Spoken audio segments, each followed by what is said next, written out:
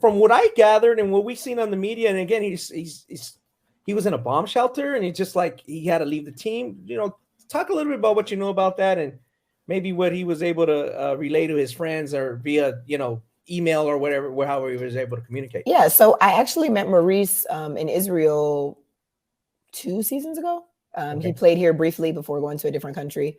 So I met him, we became friends. The basketball community is very small. Once you play somewhere, people are passing through, coming and going, you meet him or whatever. So I met Maurice or whatever. He actually was home, waiting for his next gig, maybe a couple, months back. And he got a call from Ukraine and he was ready to go. He's always willing to, pick up and play. And, so he gets there, he's hooping, things are fine.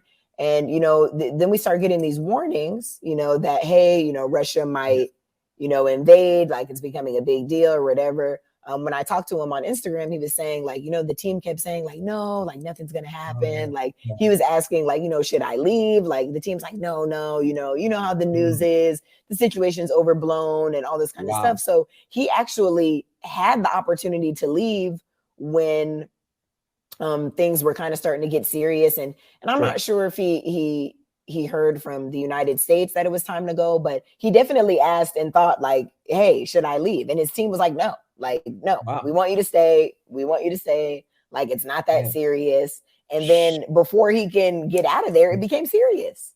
So he got stuck. He literally got stuck. He was hiding out, underground kind of. They have bomb shelters in all these countries because that's just kind of how they're built. It's not, it's very, it's not, customary in the United States to have a bomb room or just anything in any building for that matter. Like we just live, normally.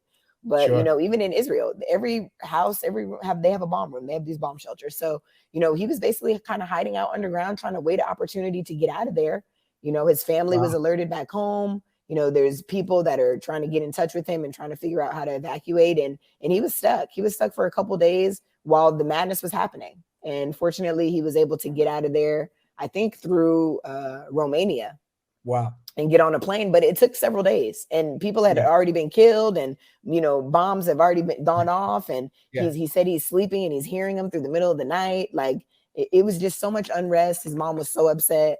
He went live on Instagram a couple of times, just kind of explaining the situation. And, everybody's trying to put their resources together to kind of figure out, how to get them out of it, how to get him out of there. And, I just felt just as somebody who knows him, not even just his closest friend or his mom. Like, I can't even imagine how his mom felt, but I just felt helpless for him.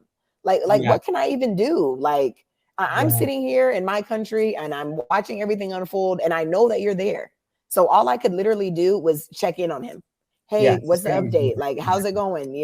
Any news? Are you okay? Like, are you leaving? So I would do this, every other day until finally he said, by the grace of God, he was like, I'm on my way out. Like, I'm trying to get out of there.